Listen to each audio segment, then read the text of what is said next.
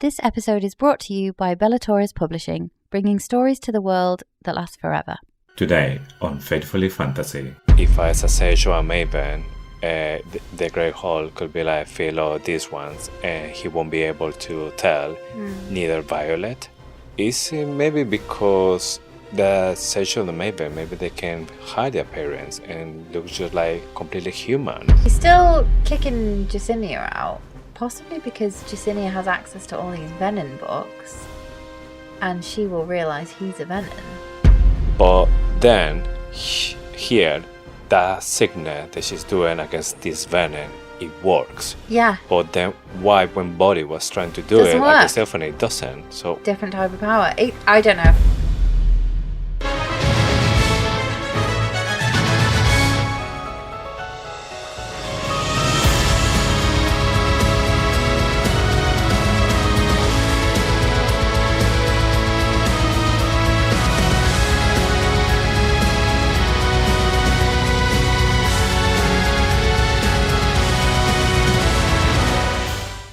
hello and welcome to Faithfully Fantasy. The husband and wife podcast talking all things Onyx Storm. I'm JC. And I'm Sean. And today we're covering chapter 12 to 14. We'll also be using adult language, so listener discretion advice. This episode will contain spoilers from all three books, as well as the snippets of information we've had from Rebecca Yarros since the release of the third book.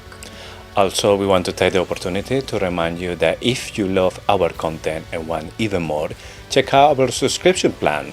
You get exclusive monthly content, early access to episodes, and completely ad-free experience. You can subscribe directly on Spotify or Apple Podcasts. But for the best value, visit faithfullyfantasy.com to find the perfect plan for you.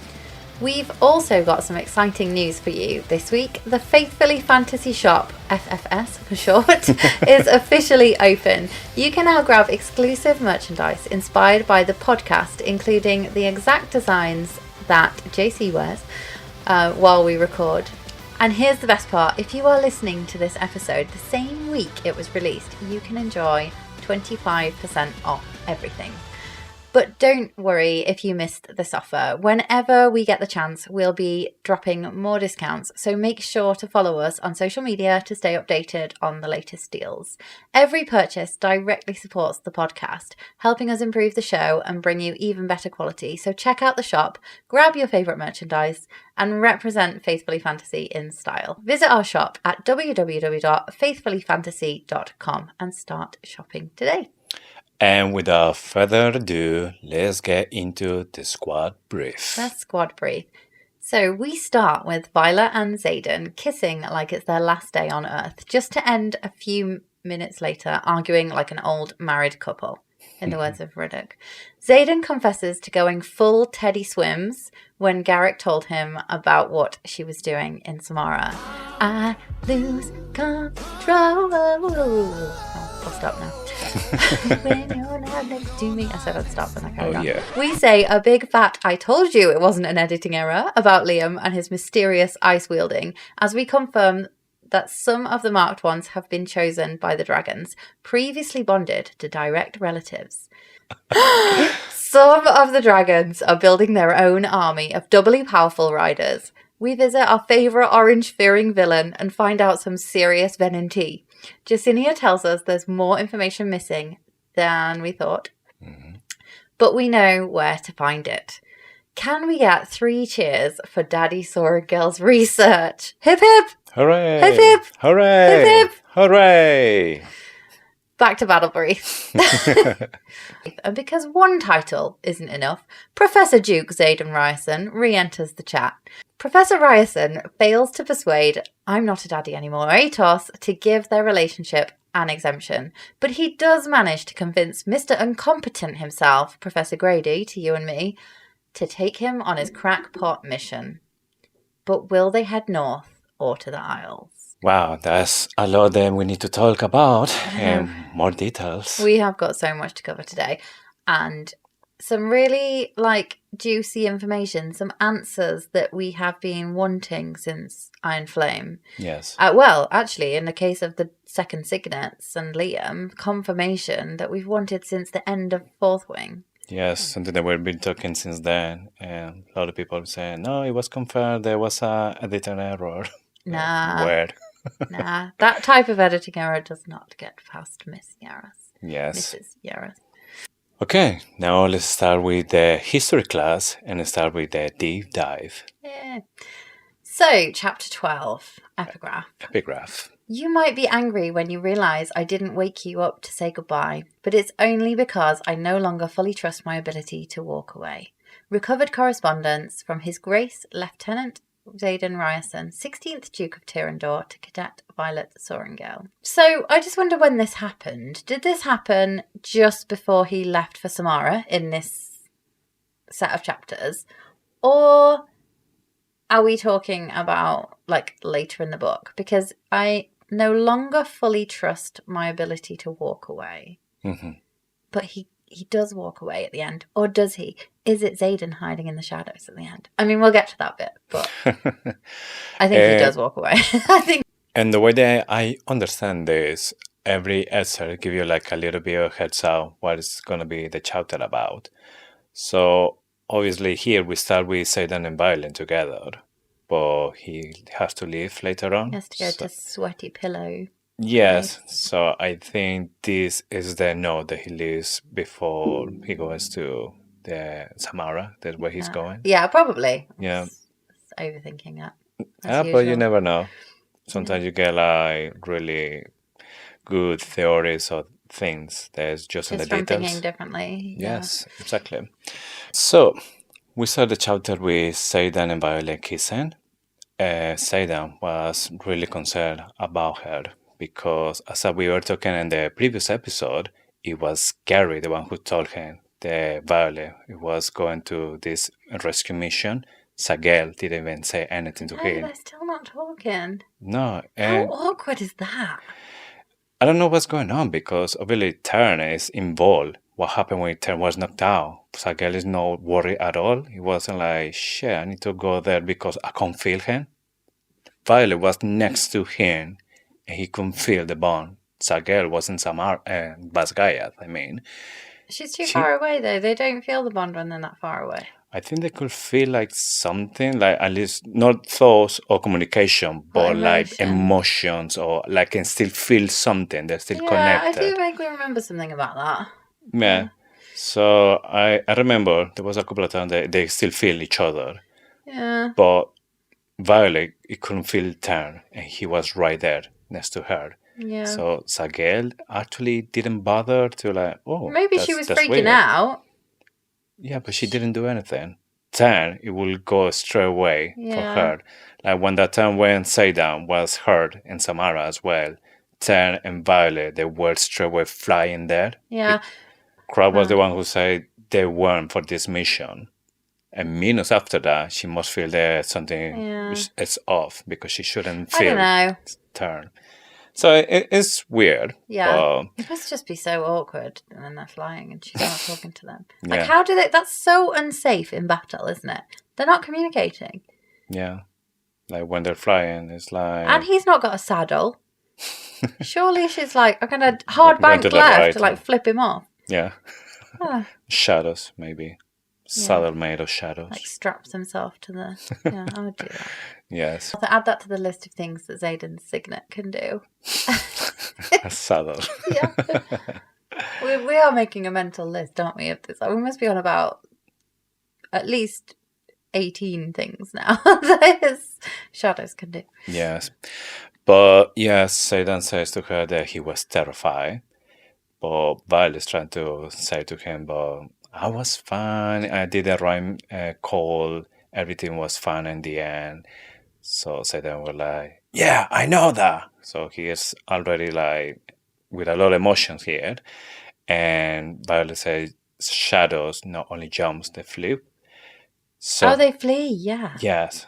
And she said, well, that's new. So that's something that I was thinking about. Not only Xaden's power are like intensify, it's like maybe the emotions as well, because he feels that he's not in control. Yeah. Because the thing this made me think of immediately was, are the shadows gonna leave him? Like, are they moving? Can only one person control the shadows? But then later we know that Lynx gets the shadow wielding ability, and that possibly means there's a balance. But why do they... it's like they're scared, but I think that's what I thought. But I think you're right that it's like a loss of control. Yes, so from my point of view, his emotions is taking hard on him. He used to be like the master of control, but now he's losing. He can control his emotions. When he's not controlling his emotions, he can control his signet as well. That why normally used to be like shadows, like trying to like jump or go away. In this case, they flee. But the thing that is weird for me, Theophany says that Venin don't feel anything. They have no emotions. But here we can see clearly that Xaden is having like a kind of like a panic attack when he found out about Violet. There's so many points in this chapter that I have the same comments on. He feels something. He's still clearly in love with her. I don't know, when we get down to what Jack says, there is a bit of a hint that it doesn't all go away at once. And obviously we've got to remember that Xaden is still an initiate. So I don't necessarily think it means that he won't go deeper and he won't lose it. But I do think there's something different about Xaden. I really think there's something different. I think either the scars or perhaps a connection to one of the gods like Loyal. I don't know. There's something different about Xaden. And perhaps it simply is that he turned for love, and he really did turn for love. And there's a different faction of Venin that did that. And I do want to ask the question a bit later whether we think there's any more like Xaden, or whether when he channels again at the end of the book and when we go into book 4, will he be so far gone that he does not feel that anymore? I still think there's something different with Xaden as a Venin, because some of the stuff that we know about the regular Venin is like not applying to him. So something that comes to my mind is because we have so many references about Xaden's eye, those golden flakes that Violet's always talking about. And I was thinking, is it maybe possible that somehow he's maybe dedicated to maybe, I don't know, the god of love? And that's the explanation about these golden flicks in their eyes, because when a person is like dedicated, there's something changed in the appearance. So in Violet, for Dune, was the hair. Yeah, but that would mean that Xaden's mum was also dedicated, because we get confirmation that his mum has the same eyes as Xaden. So it feels like it's genetic. It doesn't feel like it's a dedication, unless they both did. But I get where you're coming from. It's a like strange appearance, again to do with the eyes. And we know, like we talked about last week, the link to iridology and the changing colours of eyes. But yeah, I feel like Xaden's eyes are genetic. So Xaden is talking with Violet, and he even recognized that yes, she did the right thing. He's proud of her. But at the same time, he said there's something broken on him between his mind and heart. And he's even pointing. So it's something that he can control. Poor little itty bitty shadow daddy.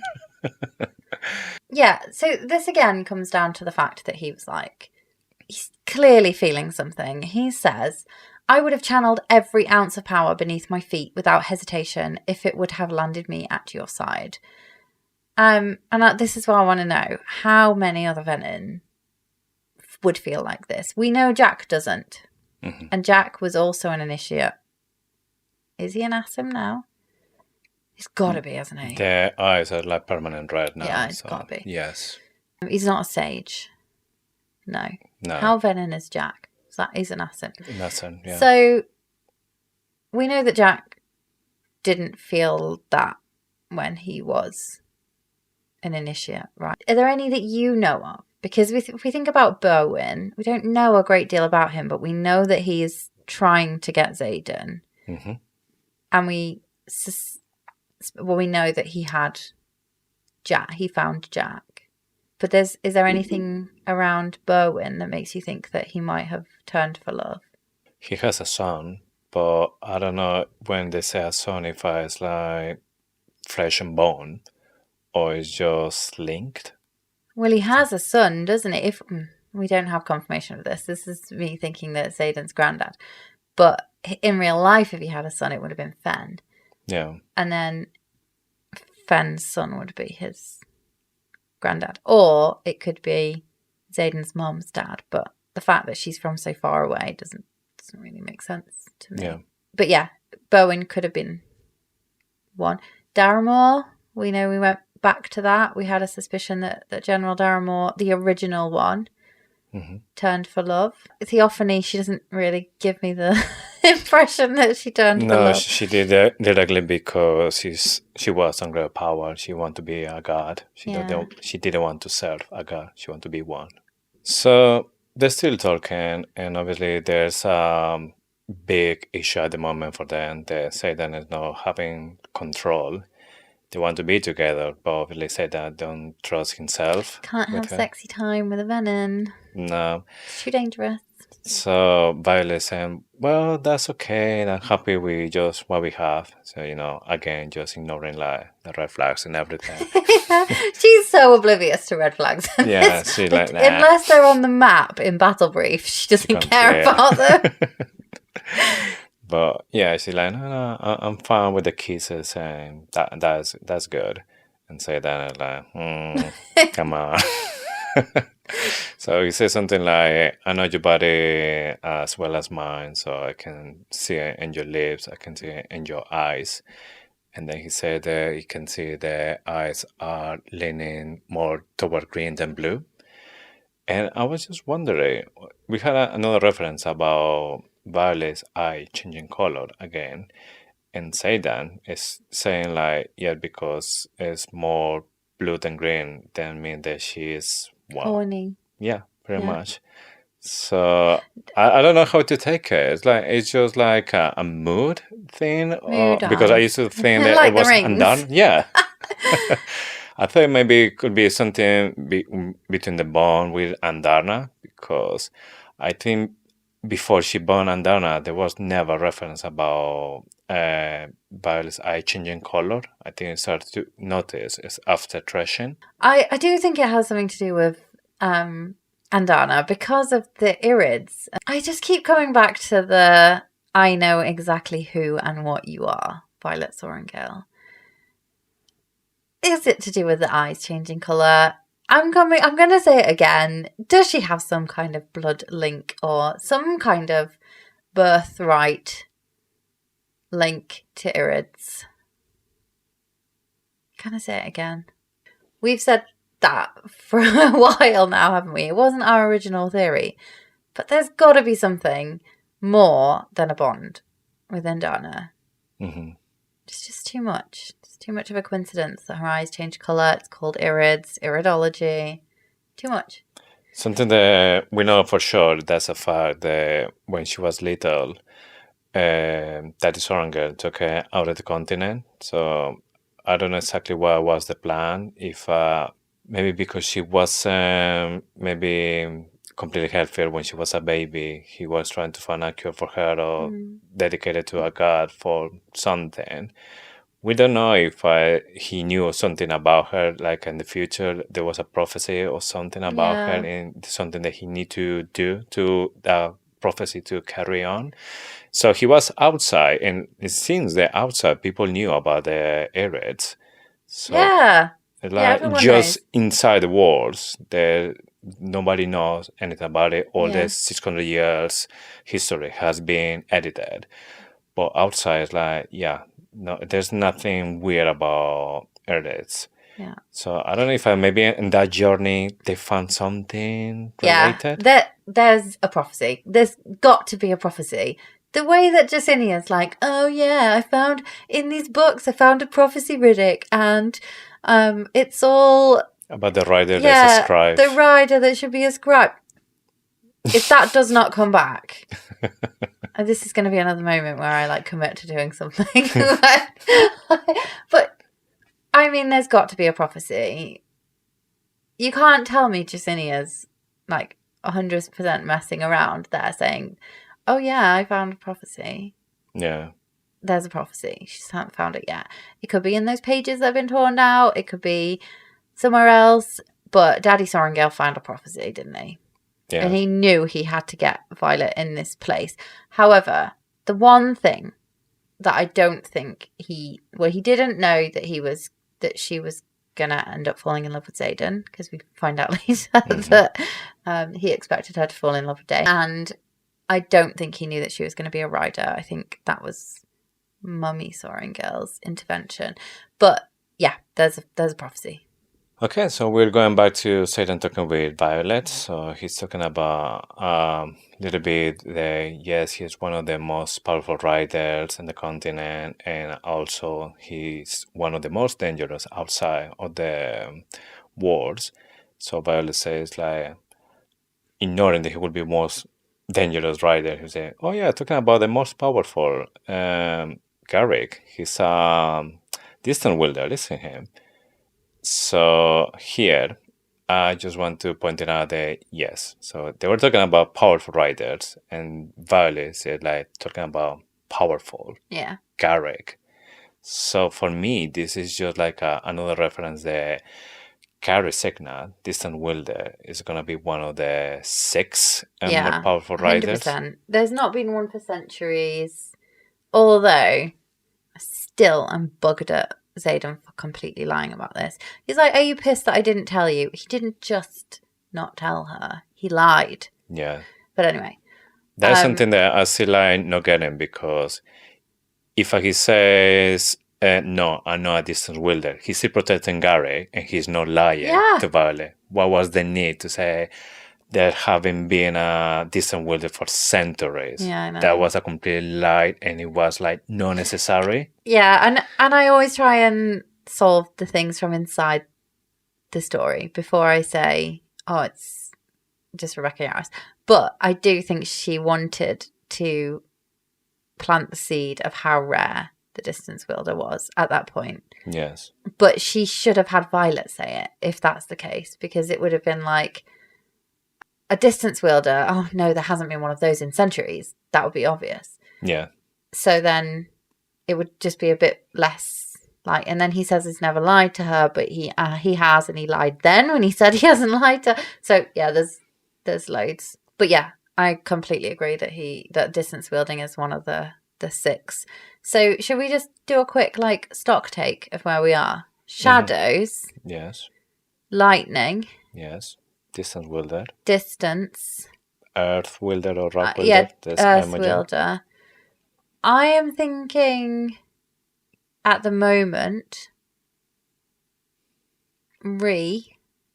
Yes, because when she manifested the first time, Definitely said that she was said it's not been one year, so centuries. I think. centuries, yeah. Yeah, but I don't know if it feels spectacular enough. That's the one. There's no another one like her. No, I know. Yeah, but it doesn't seem that spectacular, does it? And then surely Auric. Yes, I agree as well. Surely Auric. 3 women, 3 men. Yeah. That feels right as well. Balance. Magic like balance. Yeah. So. Yeah. Gender balance. Equality. Rebecca like balance and everything. Yeah. Xaden tell her that yes, he has 2 signets because his dragon chose him precisely because all the dragons from the Mark ones, they were planning this. They was part from the dragons, not from the Mark ones. So this is something that caught my attention because obviously the dragons are lying to leadership, because the only way that this happened is because the dragon gave a fake name when they. Well, that's what Rebecca Yarros has said in an interview. Yes. So doesn't mean that does the Imperial know about this, and if they know, they just agree with just basically laughing at the loves of the humans. I had the same question, because it all comes down to why those dragons are building their own army, because that's what Xaden says. Yeah. They're building their own army. So let's think about the reasons why they might build their own army. 1, to fight the Venin. They know they've got no chance, so they need to strengthen it. They can see that several of the dragons are not bonding, and this is the same in the same sentence we have confirmation, or the same paragraph, don't we? Mm-hmm. So fewer further confirmation that fewer and fewer dragons are bonding. So perhaps that is a counter to those dragons who refuse to bond. And they're building... those dragons are seeking out direct relatives of previous bonded riders to counteract that. There is a bit of a question about, will any of them go mad, or was that an urban myth? Because it was they either go mad or they develop a second signet. Yeah. Bodhi says he hasn't got one, so is he the one that's going mad? Well, we had no confirmation that his dragon was bonded to a relative. Could be just a brand new dragon. Could be. Yeah, you're right. It could be. I didn't think of that. I'm just desperate to prove that he's mad. That Bodhi's something going on with Bodhi. But yeah, I feel like that's one option. Is that they're doing it to fight the Venin, which is the obvious one. Are they doing it because they want to fight Navarre and the Empyrean? So you've got Melgren and Coda. That could be one reason. But if so, why don't the Empyrean know that they're lying about their names? You'd think that they would know that, right? Hang on a minute, you're just going by a different name all of a sudden. That's weird. Yeah, that's what I mean. So obviously the Imperium must know, and they're fine with that, or they just allow it and just keep looking to other side, because obviously this change in the role the leadership is doing, and dragons is just not giving any importance to this. It's we'll make you believe that you have control, but you are just the thing that we need for the sickness, and that's it. I wonder if that maybe a part of it as well is that dragons, because we know that dragons are now we know that dragons are taking magic from the ground. Perhaps they feel it running out and they need they're seeking double the power through somebody that can give them 2 signets, 2 channels. I wonder if there's something to do with that as well. There's also some confusion in the wild about the second signet thing. I've seen several people talk about second signets being as a result of the relic, and I think that's because Violet says, how often did second signets accompany the relics? And Xaden's it's not to do with the relic, it's to do with the dragon. I guess the relic made them stand out as the people, so it was perhaps easier for a dragon in threshing to find a marked one, because they know that the marked ones are direct descendants of their previous riders. So you would be in a group of 100 cadets, you would be drawn, the ones with relics would be obvious, wouldn't they? So they might be able to see them quicker and then be well, it's not only that, because if the dragon was bonded to your father, obviously they be in the mind, they know the children, so they know by name, they know how they look, they know everything. Oh yeah. So they obviously I don't know, Sloane and or Garrick, where the dragon was well, I was with his father, I know his son is Garrick, and he is now a cadet, so I'm going to find him before anyone else. Do you think Day was Liam's mum's dragon? Or do you think Sloane's dragon is Liam's mum's dragon? Has to be Liam, because he has 2 signets for sign and... Could have been a grandma or a granddad.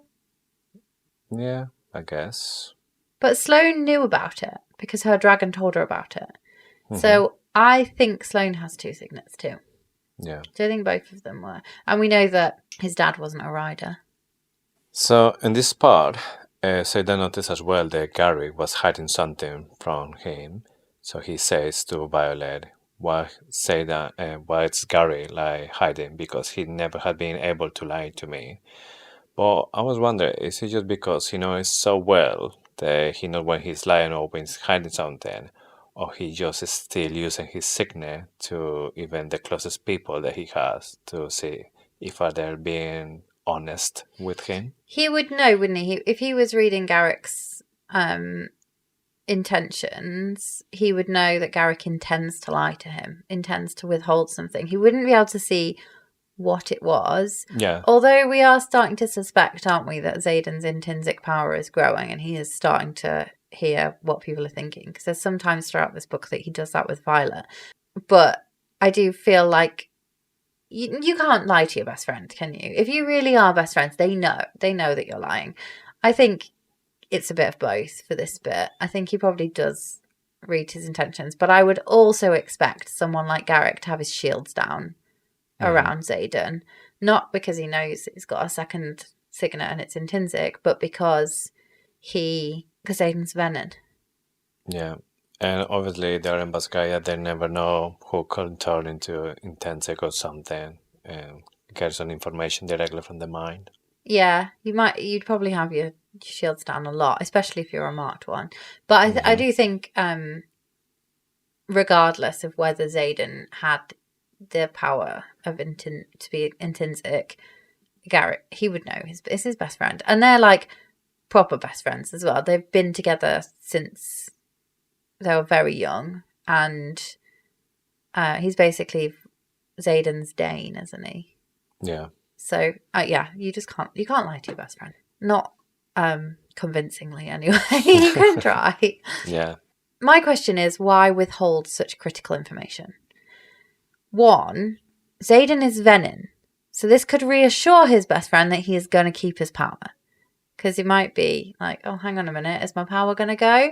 Because this is all about the fact that Venin still have signets, right? Mm-hmm. So why is Garrick withholding that information from him in the first place? 1, you get to keep your signet. That's quite useful information. 2, let's be prepared. Let's prepare everyone. We saw that Venin have signets. The only thing I can think of is that he is so scared that Xaden is going to flip out and lose control because he'll be worried about Violet. Because the specific secret he's withholding is, at this moment in time, they believe that Theophany has so the only thing probably that keeps Xaden relatively okay, he's not okay, but he better than he would be otherwise, is that he knows Violet is the most powerful rider, possibly except for him, but yeah, he trusts her. If he finds out there's a Venin out there that is perfectly matched to her, he's going to lose his shit, isn't he? So that'll be what Garrick is doing. But why didn't he say the Venin have signets? He didn't have to say what it was. He didn't have to say that Violet is possibly matched. Because that's such critical tactical information in a war to withhold from him. Yeah, I honestly think that Gary just did it is because he didn't want Xaden to get even more nervous. Because I can imagine how he was for Gary has to go to find Violet to make sure that she was fine. The thing that is a little bit hard for me to believe is that Xaden himself don't force Gary to take him with him. Like, take me with you because I need to know that Violet is okay. But I'm guessing that Gary will be like, no, you know yourself. You need to stay here. If you want me to go, you stay here and I'll go. Yeah. And I make sure that she's fine, but you stay here with Bodhi. Yeah. And then he goes. And Bodhi's seeing him struggle. Yes, and this is how we link this Bodhi, the brother. Bodhi's the brother, 100%. The other thing I really, really want to say about this is he says, I will use Tyrandor to protect you, not you to protect Tyrandor. I think that's why he marries her at the end. He's trying to protect her. She has now got that if she is the Duchess of Tyrandor, we don't know if she is, because we don't know if Bodhi's there. And Pam sent me a voice note the other day, one of our listeners. She read it the first time and she assumed that Violet had married Bodhi and Xaden had made her marry Bodhi. Because it blew my mind. I was like, oh my God. And then she was like, no, I realised I made a mistake. And I was like, but did you though? And I'm like, it blew my mind listening to that. that actually possibly there was some kind of protection thing going on there. I don't actually like taking a deep breath and thinking about it normally. I don't think Xaden would have been able to bring himself to allow that to happen because of how much he loves Violet. But anyway, back to the I got derailed. But back to the I would use Tyrrendor to protect you. I think that's what he's doing. If he's made her the Duchess of Tyrrendor, she now has the southern wing of the army under her command. She has all of the Eurasian Riot. She has Llewellyn and Lindell and basically the force of Tyrrendor to protect her. And that line, I will use Tyrrendor to protect you, not you to protect Tyrrendor, feels like a real massive bit of foreshadowing for the end of the book and for book 4. So it's in this part when Violet told her the thing that Gary didn't tell him was the Theophany. She's a lightning wielder as well. She is even better than Violet. So Xaden was really surprised about this. Obviously for him it's like first new as well. The Venin has signet. And for me it's like, how is possible in more than 600 years there not been just one Venin or somebody that has been against a Venin signet wielding? Like, yeah. How? So my thinking about this is that perhaps 2 things. 2 ideas. One, they knew it. They they knew that Venin, they just didn't write it down. They redacted it all. Markham would totally do that. Why? In whose interest is it to write that down? Because you're basically redacting everything. That makes sense for Navarre. That makes sense for the riders and the scribes. It does not make sense for Poor Emil. It doesn't make sense for the flyers because they're trying to learn absolutely everything they can. They're fighting against these Venin day in, day out. It's odd to me that the flyers don't know about it. I can get it when it's relating to riders. The only thing that I can think of, and again, this maybe only works for riders, and I've not fully thought it through for flyers, but if magic likes a balance and you've got Theophany, you've got Lilith. Lilith is busting a gut to keep Theophany back. And possibly there's the thing that they're fighting so hard against it in the background that nobody is noticing. Lilith knew. Lilith definitely knew. Theophany says that Lilith knew she was no match for her since she was 22.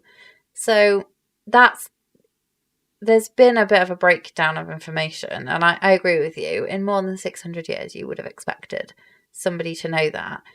The only thing I can think of is the information being lost. And we know that Poor Emil haven't been fighting them for like the whole time, have they? Because they've just all of a sudden grown in strength. Yeah, but it's not only that, because if you remember at the end of Iron Flame, when Xaden was fighting against Berwin was using fire, like to make like a weapon or something. So I thought at that time that he was like a fire wielder, and he was a good one because he was creating something with fire.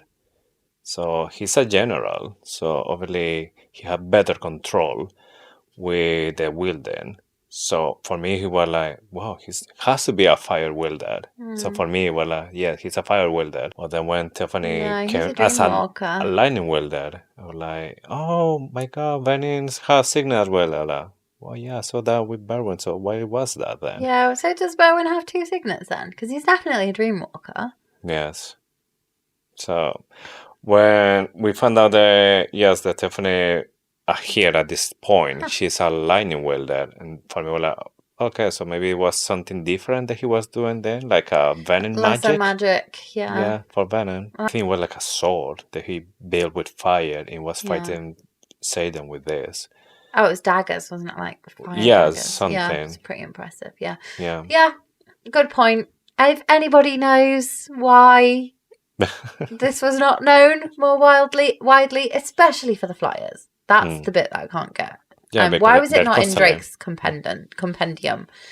They're catching on Venin all the time, and they're always like in touch with them. So how is it possible? Mira can find out, can't she? She can be like, how the fuck did you not know that?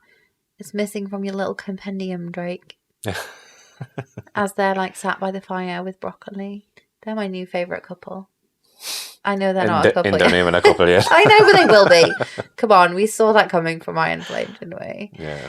So here, when Violet noticed that there's every time less riders, because obviously there's less dragons bonded, and she's wondering, I wonder how many dragons have been like not willing to bond in the last century. So when she said that, like century, why? Why has to be like Because century? Sgaeyl was built, wasn't it? A century ago. Oh, no, however, it was a few centuries ago. But they built a lot of rooms for the riders to stay in. And then she was like, even with the extra flyers, and even when Signeson comes, there'll still be space for all those people. So they built a lot more bedrooms than they need today. So that was the link. But the question is, why? Why have they stopped bonding? Yes, we still don't know. We're still thinking there's a complete different fashions of dragons. At least maybe like 3. Can they no longer channel magic, those ones?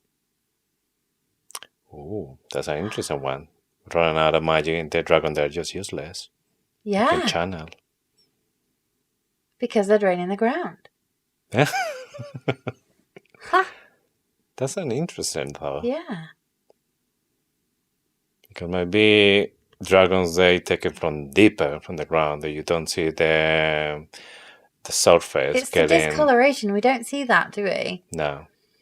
And you do see that within the wards, because Jack Barlow's cell is all drained of colour. So it's not a wards thing, is it? It's a dragon thing. Yeah. It's not visible. Or has magic realised that there's a skew and the dragons are all powerful, and so it's making it, there's some restriction that's happening to keep the balance, and possibly that's it, that they're not able to draw from the earth because there's too much power been stolen already, and there's trying to be a balance. Yeah. Related to this as well, the thing that triggers this point, like I said, is that when Signeson arrive, they don't arrive till chapter 28. What is taking them so long? And in Battle Brief, we see the flags on the map, and Signeson's not got any flags in it, so they're not even busy. What are they doing? There's no Venin in that area, and Signeson's cadets are taking a long time to arrive. What are they planning? I don't trust those Signy cadets. The only other thing we know about the Signy cadets is that one of them has a go at Riddick for talking, and it's quite funny, that bit, but anyway, that's in a later chapter. That's the only thing that we get from a Signy cadet. Chapter 28. It's chapter 12 now. They're supposed to be arriving. What the fuck are they doing? They're not even fighting. It's not even like that. That is in the same chapter. So in chapter 12, we get a mention that Signeson's not sent their cadets yet. Also in chapter 12, we get a battle map with no flags in Signeson. No red flags, so no Venin attacks. So what are they doing? Are they preparing to take Navarre down from the inside? Yeah, it's really weird, because obviously, if you remember when Kat was in Pasgaya the first time, she was like looking for weak points. So it's something that by nature, they just maybe just thinking a bit about Pasgaya or about the enemy, and start straight away thinking about I don't know, weak points, or how can they break on that kind of stuff. So if they know they're going there, and maybe it's something temporary, what is the plan? Maybe they want to destroy Basgaya, they want to just know how it's built so they can build something similar as well for them, for the flyers, or I don't what is know, it? but we don't get anything else in the rest of the book. Because it can't be just because the flyers are slow. We know that, they're slower than dragons, but the difference is maybe hours. Yeah. It's not going to be like weeks. Yeah. And we know that Signeson weren't keen to join Navarre in the first place, because there's some problems that Brennan was having at the start of the book. I remember he mentioned he needed to try and get Signeson back to the table, or Mariah was saying something. There was something to do with Signeson. It's like, sounds to me like another Crovelin uprising all over again. Yeah. But it's a Signy uprising. Something. They're planning something. I know if they're stealing eggs or what they're doing, but something. I'm going to keep an eye on them. It's like Second Wing all over again. And I bet they get put with Second Wing. Because actually, don't we get confirmation? Yeah, they get split between first and second, don't they? Because they're the one with less people, I think. Yeah, because nobody the came. fourth win was the biggest one. Yeah. And then they're bitching about how fourth wing is the biggest because they've got all these new flyers. Yeah. So then we go to a part when Imogen is working with Violet, and then it's Imogen who gives a letter to Violet. She said this from Garrick. So she was like, "Are you sure this is for me? Because it might be for you. It's from Garrick." And she was like, "Yeah, like he's going to write to me." Everyone thinks like, there's something going on apart from Imogen. It's so sad. Yeah, but the sad thing is that she's right. I want to punch Garrick. Yeah, he's just playing. Maybe he just wants to like. Don't know if he's playing. There might be something else. By the end, we can see that he is like there for her. But maybe he's scared. Maybe he doesn't want to admit it. Yeah, could be that he's thinking that he's too young to get like something serious, and he said that with her will be something serious. Yeah, and maybe like there was a lot of talk of Melgren. I think this might be later. Yeah, this is later. Melgren wanting to march Xaden and Violet to the chapel and to the temple themselves. Yeah. Imagine the legacy baby, the legacy rider baby that Imogen and Garrick would have. It'd be insane. Yeah, just imagine this, because we have Shadow Wielder with Lightning Wielder, and then Distance Wielder with Rock Wielder. Yeah. So imagine a baby with those signets. Yeah. Well, I don't think they'd get the signets, would they? And then the dragons could go and rebond them. Yeah. But no, the letter is from Xaden, because obviously they're tracking everything they are between them. So that's like another way to communicate. And Violet noticed, and the stuff that Xaden is telling her that, yeah, he was in trouble in Samara, and he had to hide for a little bit. He, quotation, walked the edge of burnout. Yes. But this letter's really formal and really weird. The way that it's written, it's like, "It is with deepest regret that I have to delay my return to Sgaeyl." Like, even anybody who opens that, because somebody's going to open it, aren't they? Like, yeah, if they find it. Everyone will be like, well, he's definitely hiding something here, because that does not sound like badass Shadow Daddy Xaden Ryerson. That sounds like, "It is with deepest regret." It sounds like Mr. Darcy from Pride and Prejudice. Yeah. Maybe he's just like preparing himself to be Professor Ryerson, so it's just like Duke. Putting him to 6th Duke of Tyrrendor, maybe. It sounds more like a Tyrish Duke than, or it sounds like a Duke rather than a Professor. Yeah. Oh, but maybe, yeah, maybe he knows. He returns as a professor. I know, but I think it's a bit early for that. But yeah, he channeled from the ground again, and I was wondering, like, in what moment the eyes turn into permanent red? Is it and then like how many times you channel from the ground, even if it's just small quantities, or is it depend on like how much quantity you get in one go? So what it takes? I think it's probably the volume of magic that you steal, but so if you're just like sipping, it would take longer. You would still get there eventually, but it would take longer. Whereas if you like take it all in one go at the end, like he does, like he did, like mushroom cloud of shadow, which is how I imagine it. Like, it's Onyx storm. Oh yeah, sorry. No, it was not called Onyx Mushroom Cloud. So. They won't sell that many books, I think. But yeah, I think it's to do with how much you steal, and if you pace yourself, you probably get your regular eyes for a bit longer. Yeah, that's what I mean. If you just like constantly like, okay, I take a little bit, I let it go for a little while, I take a little bit. So can you just carry on the rest of your life like that? Or it will come a moment that you are like so into like, I need it, I can't just take it anymore, and then you just boom, grab it. So you're not just like just the tip anymore. You're like going for all learning. I think you would not be able. I can't go. Oh my goodness, my mum listens to this. I think you would not be able to keep just tipping. I don't think you should just keep tipping in for that long before you would want to steal.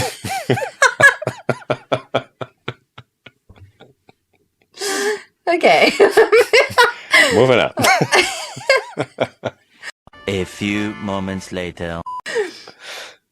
I'm also just not. I'm not talking about you specifically. I'm talking about everyone who turns Venin would not be able to do that for very long. He also says he has a solution for the burnouts, and it's that like think of a chair. Think of a chair. Yeah, what's the solution? Right. The solution is when he's doing it, he just retreat, like go back. The pull-out method. Oh my god! This is... A few moments later. This is the spicy podcast that you didn't know you need. Well, I mean, we've got the right audience, haven't we? Oh my goodness. The only other thing I wanted to mention was he was like, is it me or does my pillow smell of you? And we mentioned this last week. And Then she was sweating there with Rihanna. She woke up sweaty. Okay, so Violet and Imogen goes to see Jack Barlow, but he is being guarded by Mary and an emaciated Jack Barlow. That's going to get me out of that. Yeah, like the mood. That could be the solution. Think about Jack. Barlow. But they're playing cards where they're just like guarding Jack, and then Heaton has a lot of luck in this part. They even Mary said they can't believe how much luck that they have.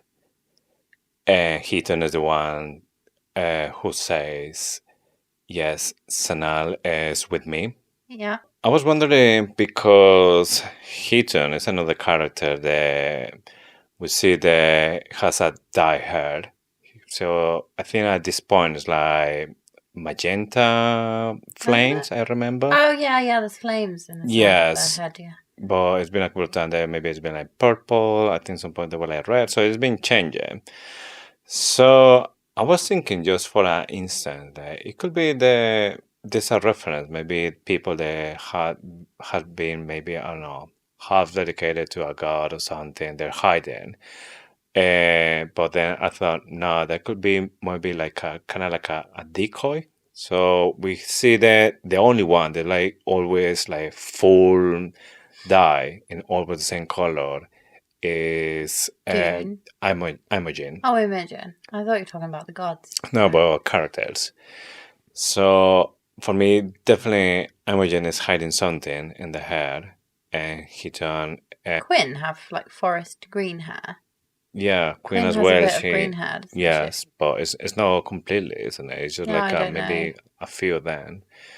So I'm not sure if the hair is just obviously a fashion thing, or is it actually they're hiding something, and Imogen is the one like taking that in advantage to hide her color. Because I still remember the part when Quinn said, I can't still get in your pink color. Yeah, I can't get the like, exact properly. color of pink, yeah. So I think maybe it's because on the base of that pink color is no black or blonde or anything else. It's maybe silver. Or... Yeah, I think so. Like Rebecca Yarros has been asked. So there's been an interview, and she's been asked if Imogen is hiding something, And she's like, no, she just dyes her hair because she likes it, like I do. And so she just totally dismisses that as a theory. I don't trust her, though. I don't trust her. Anything. What's she going to say? Oh, yeah, she's hiding something. She's this. Actually, her hair's silver. But you will find out in book 5. Yeah, she's not going to say it. Heaton. We still do not know why Heaton needs to breathe underwater. What was needed at their very core to manifest the signet of underwater breathing? Well, the funny part is Iron Flame. Xaden took them to go to like a mission where they go like hurt as well. But we never knew what was the mission, but they were like rescuing the was under the water. Yeah. You know what gets me? Why do the dragons take the riders that don't have useful combat skills into battle? You know Kath? Why doesn't Kath just go and fight the Venin? What is Dane doing apart from like clinging on for dear life? Heaton, what are they doing there? True. Imogen, it's fine because we know that later Imogen is an earth wielder, but all those riders with mind signets, like, they're not actually that useful in the air, are they? Yeah, I mean, dragons are doing it because they want the signet. That's what it makes the difference. But if they see like a signet that's not useful for battle, then why just not like, just maybe kill this one and go for another one? Because they're useful in other places. But what's Kaori's dragon doing while he's like teaching classes? What's Devera's dragon doing? Are they off fighting? Those signets are useful for Sgaeyl, for humans, but for dragonkind, maybe not that much. Because, like, for example, Dane, he was helping maybe getting people's memory to see about Venin or whatever. That doesn't help the dragons because they know what's going on outside. It's just people from inside. They're still protecting. So it's weird. Yeah. But it's the rider that manifests the signet, not the dragon. Mm-hmm. So, yeah, I see what you're saying. And most dragons don't die. And they don't appreciate that much human life. Yeah. So, obviously, they're doing for the signet. If a really proud dragon, they say that the rider has a signet that is not that useful in battle. Yes. If you have a signet that's just breathing water. Yeah, but they might appreciate that it's useful in the war effort. It might just be that. Yeah, underwater breathing. What is Heaton doing? Anyway, apart from playing cards. Yes. But yeah, I like the link between Heaton and Sgaeyl. And again, another hair colour reference when related to a god. I don't necessarily think that Heaton does have it, because we know that only Loyal and Dune have lifetime dedications anyway, so I think we can probably stop speculating that people are dedicated to other gods. Apart from perhaps Malak, who got jealous of Dune and decided that to dedicate yourself to Malak, he would grant you extra power from the earth and you would become Venin in exchange for your soul. And we talked about that last week, that perhaps there's always, in these god stories, there's always a jealous god, isn't there? There's always one that is not content with the role they had play. Yeah. And Malak could be that one in the Empyrean series. And that could be what triggered the Venin, and essentially it's Malak's army on Earth. Right, one more thing. We find out from Heaton or Emery, one of them, that Markham and Nolan are visiting Jack daily. They seem to be letting him die. Mm-hmm. What does that say about Markham and Nolan? They're no longer trying to keep him alive. What are they trying to get from him? Are they good? Markham's an absolute twat. No, from my point of view, they just like torture him, because if they don't want like keeping him alive, they just kill him. Yeah. They can just get a Hilton ally and just stab him with that. They're trying to get information, aren't they? Yes. So obviously Jack knows something. That's one of the reasons the Venin try to taken out from the prison, but we still don't know exactly what is the information that makes Jack so valuable. We are speculating that maybe it's not the information, it's Jack himself with his signet or what he is. I'm surprised that Violet or Xaden didn't kill him, because he knew Jack is a liability for Xaden. He knows that Xaden is a Venin. He could tell Markham any day. They're seeing them every single day. I am so surprised that Xaden kept him alive. Although I know he's needed. He's needed to play a bigger role in the books. But, like, that feels like a loose end that Xaden Ryerson would not leave hanging. I think maybe Xaden, when I was talking with him, maybe he saw intentions that he's not going to tell to anybody because it's his brother now. Yeah, maybe and maybe he can't. They have bigger roles and the Venin side. But maybe he can't physically. Maybe you can't betray your family. So Violet sees Jack and he's basically dying there. And she offered a little bit of power that she holds in a metal thing. And Jack is the one who said, what if I'd rather meet Malek? And then Violet, like, the one who said, oh, you can't meet. Do you even meet Malek? Yeah. Well, you're going to find out in a few days. For me, it's an interesting question because we say they don't have a soul or the soul get destroyed. So once they're completely destroyed and they die, it's something that goes for Malek. I do think now that the Venin are related to Malek. So yeah, I think he gets their soul anyway. Also kind of gives me Garden of Eden vibes, where you've effectively sold your soul to the devil for extra knowledge and freedom. And yeah, that's what Eve did, isn't it? By eating the apple. So Violet's first question is whether they can sense each other. Yes, and she knew that they can, so he was just testing him. She knew part of the answer. I don't think she knew all of the answer. Well, Xaden told him that he can sense them. Yeah, but he didn't. So, we didn't know that they couldn't sense sages each or other, yeah. mavens. We knew that they could sense initiates and asams. But this is the interesting part for me, because he said that, yes, when you're an ascent, you can sense between each other. But if I as a sage or a maven, the Great Hall could be like, Phil, these ones, and he won't be able to tell neither Violet. So I was wondering, is it maybe because the sage or the maven, maybe they can hide their appearance and look just like completely human? Because he said, not even you. And obviously, what is the appearance of the Venin that we see? Purple robes or blue robes or whatever, and red eyes and the Venus and the temple and that kind of stuff. But he says, not even you will be able to tell. So doesn't mean they can hide their appearance. Yeah, I feel like there's probably some magic that can do it. In stories about Fae, there's always like a potential to have a glamour. That's what it's called. So a Fae can create magic which essentially changes their appearance or changes the appearance of a place or something. It's called a glamour.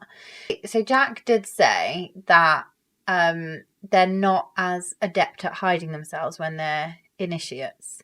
So that does suggest that when they get more powerful, they can hide themselves, which is interesting because it feels like Xaden will become a sage at some point, because he said, I could become the general, or I feel like he's going to go deep and he's going to become a general, and he's going to maybe that's his plan. Maybe his plan is to, because he still believes he's good. Maybe his plan is to become a general and then to basically change it from the inside.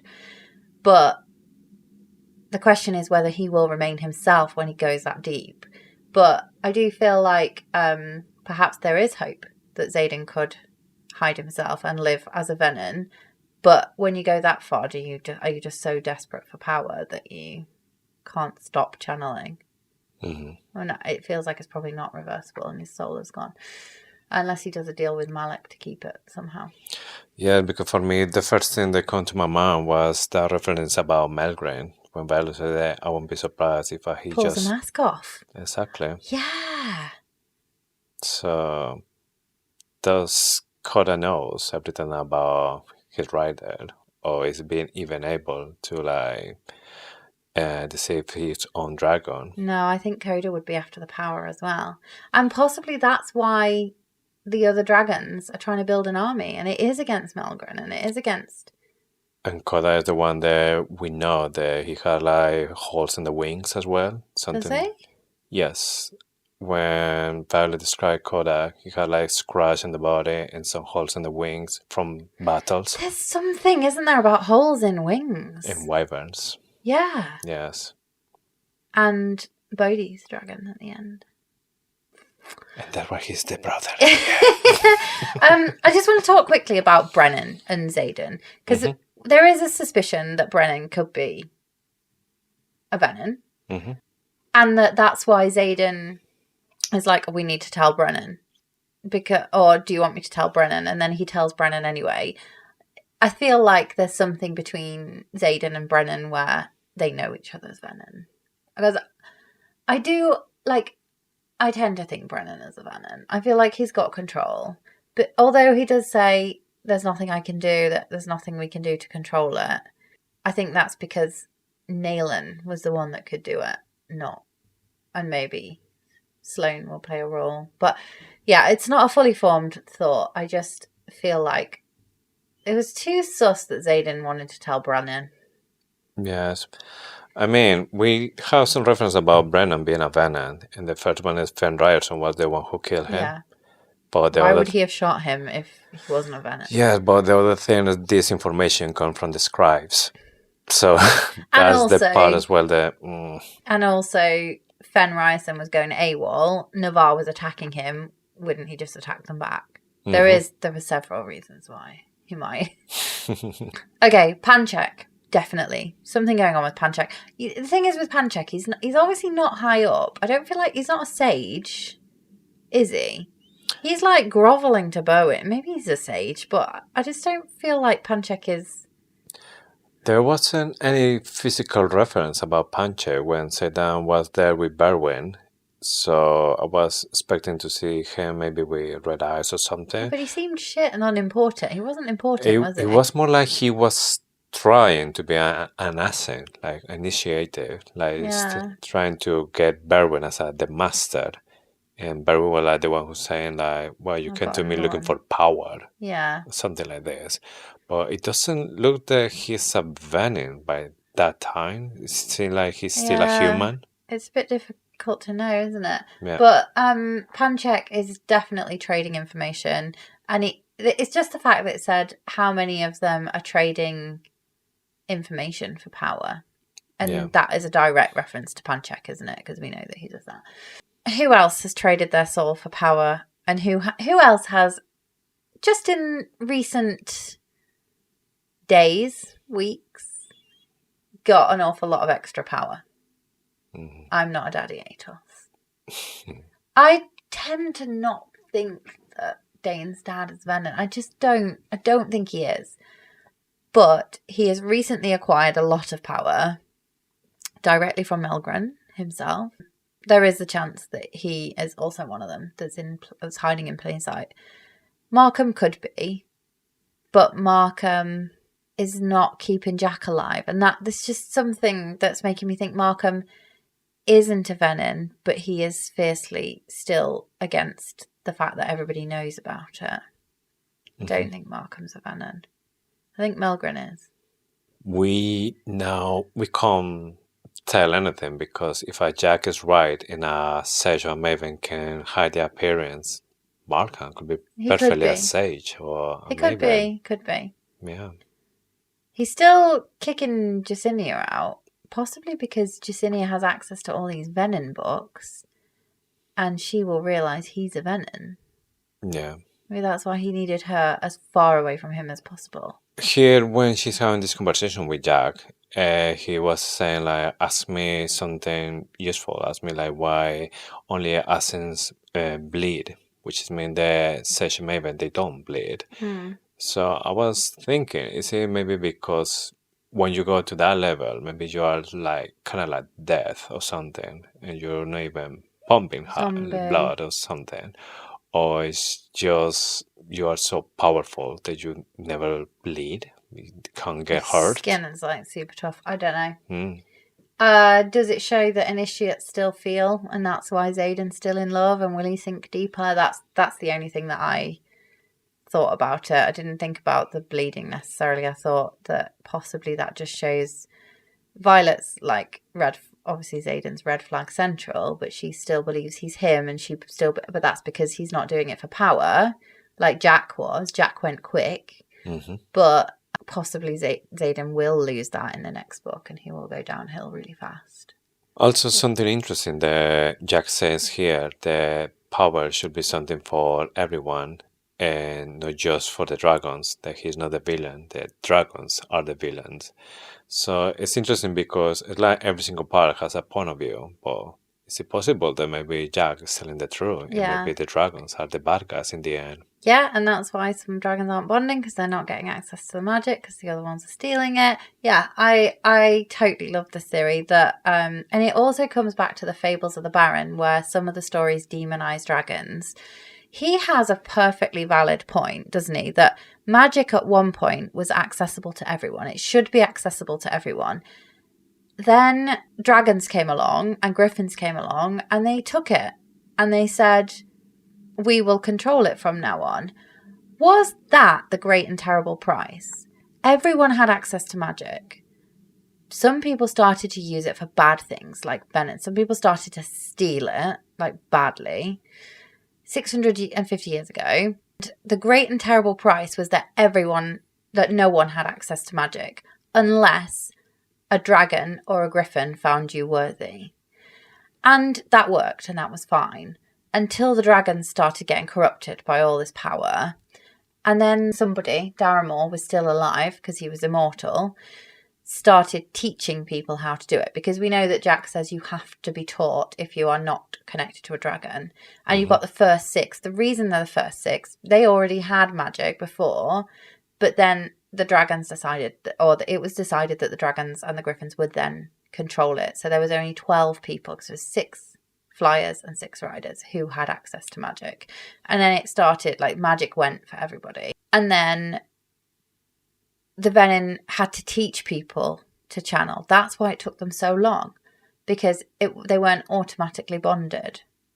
Because Jack is saying that it's easy for someone if they already know how to do magic. So I feel like there's something here that the dragons stole the magic and only used humans where they saw fit. The great and terrible price, potentially, again, we'll come back to this, we've said it a few times, could be that nobody has access to magic in the end, and that even the dragons are wiped out by the end of it. And that would be like possibly heartbreaking, but it depends how much Rebecca Yarros manages to demonize the dragons between now and book 5. Yeah. It's an awesome connection, and you would never think that the dragons were the bad guys. But the question is, are all dragons bad guys, or is it the Empyrean? We need to remember that it said, I can't remember which book was, when it said that it was never our land. Yeah, it was never our land to begin with. They just let us live here. Yes. So are they talking about the Venin? Maybe it was the first one to be there. And he stole the magic. The dragon stole the magic from the Venin. Yeah. But they wouldn't have been Venin. Maybe they were like wizards or something. Yeah. Something that Jack says here as well, they trade a little part of the autonomy for that power. I was thinking if he's talking about he loses the autonomy is against the magic or is against the master, because we know they're over desperate to get more power. So it's losing the autonomy because they can control themselves about having more power, or is it because the master they can't disobey the master? Yeah. I think it's both. I do think it's both. But I think it does seem to confirm what Theophany said about being powerless to disobey a master, and Berwyn specifically. Xaden does still want to be cured, and does still not want to obey Berwyn, and he manages to not always obey Berwyn because he doesn't always come when he's summoned and stuff like that.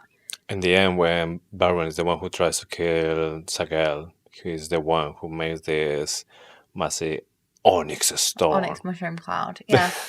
So Violet has all the information that she needs from Jack, and she's ready to go. And then Jack is the one saying that why is it going to stop me not to tell it to the other people that you've been here feeding me. And Imogen is the one who said, well, it's really hard to tell when you don't remember what happened. Yeah. So obviously she's going to wipe the memory. But then here, that signet that she's doing against this Venin, it works. Yeah. But then why when Bodhi was trying to do Doesn't it work. against Stephanie, it doesn't. So Different type of power. I don't know if, again, we normally try and solve from the story before calling plot hole, but this is such a good question. Why does Imogen's signet work against Jack, but Bodhi's doesn't work against Theophany? Is it to do with the level of Venin? Is it Initiate Asim works, but once you reach Sage or Maven, maybe the reason you reach Sage or Maven is because it's deeper magic, or it's, I don't know. It feels like a plot hole, but somebody might be able to explain that to us. yes, because in the end, yes, it's affecting the brain of the Venin in this case. But still, that signet is affecting the Venin, and Jack is a Venin in this case. Violet's lightning, if she strikes a Venin, it kills them. Yes. It's the same thing. Violet's signet works. Why does Bodhi's not work? Is it purely because it's not actually a signet? They're just because his signet is countering signets. But maybe they're just calling it a signet when it's actually something slightly different. Yeah, because right now I'm thinking they have wyverns because they couldn't have dragons. Yeah. So maybe it's not sickness, it's something that they created on base of the sickness. Maybe they're using runes as well to create kind of like signets. Maybe. Yeah, maybe. So I think maybe that could be like a hint that And it's not a that's why, signet. but so maybe it's not a plot hole. Maybe it is purely Bodhi's signet that doesn't work. And that is another reason why he might become the brother, because he is powerless. He's powerless. But what is he going to channel? How's he going to channel it if he's not countering Ryder's signets? And that's maybe he was always meant to turn Venin because his signet is the balance. Yeah. He was the balance when they were fighting on the inside. Is he the balance? Is he on the right side now? Is he a Venin? Yeah. On the right side for him, I'm saying. Wow. Just thought, you asked the question, how in 600 years did nobody know that it was a signet? Mm-hmm. Well, is it because it's not a signet? And that the reason she made Bodhi's signet not work was just obvious on the page confirmation. The Venin don't have signets, they have something else. Yeah. This is what I'm thinking, because again, wyverns are not dragons. They're creations of the Venin because they don't have dragons. The Venin channel into the rune, yeah. Yes, and they create the wyverns, so maybe it's another kind of rune to create kind of like sickness. And who gave them runes? Daddy ate us. Nailin. Yeah.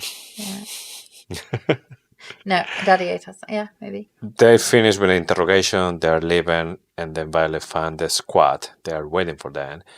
And then Imogen is like, for fuck's sake, you can't do anything by yourselves. And this is the end of the chapter. Oh my goodness, move on to chapter 13. That has been wild. We have spoken for chapter 12, but there was so much in there. I knew there would be because of Jack. Right, chapter 13, epigraph. Upon failure of 3 exams, Jesinia Neilwart has been removed from the Adept Path and stripped of all its responsibilities and sacred privileges as of January 15th. Under protest, I transfer her command to Professor Grady at his over-authoritative request. Official records, Scribe Quadrant, Colonel Lewis Markham, Commandant. Right, why did Grady want her so much? Over-authoritative request. I know why. Because he's an incompetent ass. And he is also ableist. And he thinks, and this is a really, shows how much I dislike Grady. He thinks that she is not going to be able to keep up and challenge because of her disability. Mm-hmm. I honestly think that is it. And that's why he makes me so raging. because she's incredible, especially when she's taking minutes. She's taking notes, and she has all those people signing, and they're signing over each other because they're all shouting over each other. And she has to look at the paper to write down, and she captures everything. She's amazing. She's like significantly more skilled than any other scribe. And I just love how Grady, I mean, I don't love it, but he seriously underestimates her, I think. Yeah, well, the thing is that he has no clue about anything. He's just completely useless on all aspects. Yeah, he's totally incompetent. He doesn't want it to be recorded properly. Yeah. That's what I think. But then possibly not. It could be that he just knows how close she is to Violet, and he thinks that she can get more information from Violet, and that's how he's going to get his information. I mean, giving him the benefit of the doubt, that could be it. But I just think he knows he's incompetent, and he thinks that she can't record it. And that makes me so angry. Also, just want to say Markham's a twat for doing that. He's not being lucky because the first one, the Markham, was a satellite. The next to take the role from here was Violet, and she left. And then Jesinia was going to be the second one, and she left for Arisha as well. So I wonder who's going to be next one. We definitely don't know who's going to be that person because so far it's Jesinia, the one who was always like Samuelson. second. You think? Yeah. Or maybe the one that falls asleep all the time. Because he's always in the archives, sleeping. What's his name? Nasia. Nasia. So Imogen leaves the group. The group is thinking to go to the archives. And then when they're going to the archive, they start to have like a little bit of chat about Sawyer being ready, looking smart for Jesinia. Sawyer doesn't take it like very well. He starts to like take him with all the people as well. Like Xaden and Violet always fighting like a old marriage.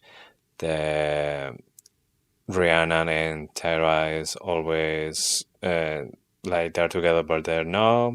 And Riddle is just jumping around like a frog or something like this. Bed hopping. Yeah, so they're having like a good time as friends. And they go into the archives.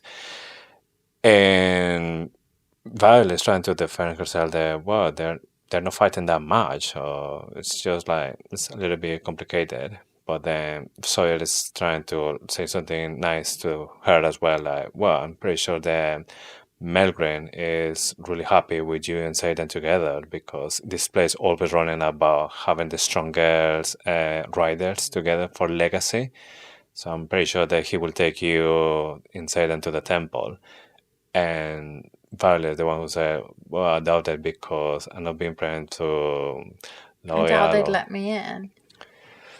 Well, yeah. They are not being like praying to Loyal or Hidden for a long time. And we know that he's always with the people. There's no like praying anything. Yeah, to him. Hadian doesn't like praying. Yeah, so this give it to Violet like knowledge. I was wondering if Loyal is the same, that when people are not looking for her for love, she actually goes for them. That is usually like when you find it, when you like least want it. Yes, that's like me and you. True. That when you're not prepared, you're not looking, you're just thinking about something else is when you find it. Yeah. So I find that interesting as well. That's nice because that fits with a lot of people's experience of love. Yeah. I would say. And for the people that is right now thinking that, no, love is not for me, maybe this is the time where you will find that soon. Yeah. But yeah, so I was wondering if Loyal is that kind of girl as well, but she is the one that is asking for attention if you want to like dedicate yourself to her as well. I agree that she could be half dedicated to Loyal, but there is an epigraph that links her so, I feel like, clearly to Malik. It doesn't say Malik, but it says the letter from the priestess to Auric with the dagger that's made from the stone of the Temple of Doon. This is at the end of the book. That epigraph says, I only pray that she doesn't use this to meet the other who curries her favour. Mm-hmm. Sorry, curries her favour.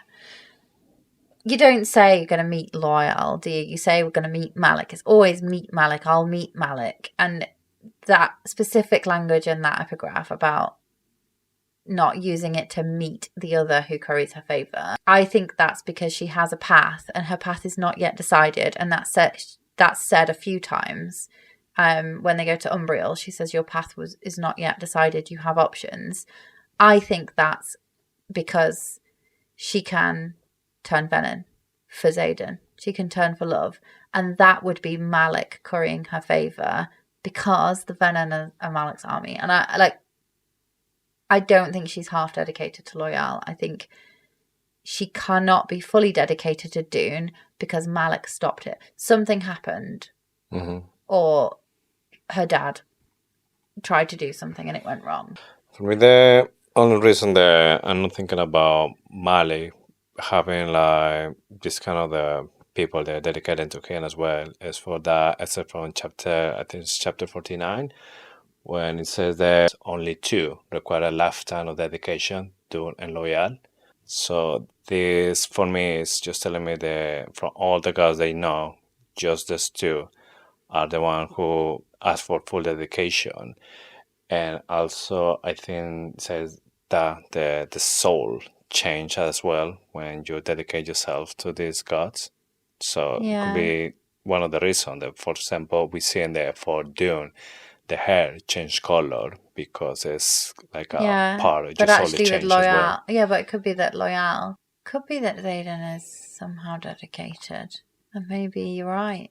Because he's like pure love. This character is just pure love for Violet. But he would know. You've got to be dedicated. You've got to be in the temple.